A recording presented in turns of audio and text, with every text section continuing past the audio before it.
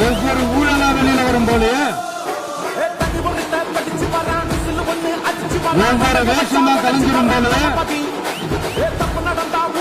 இங்க இருக்கிற நிறைய பேரு நடுங்கி போய்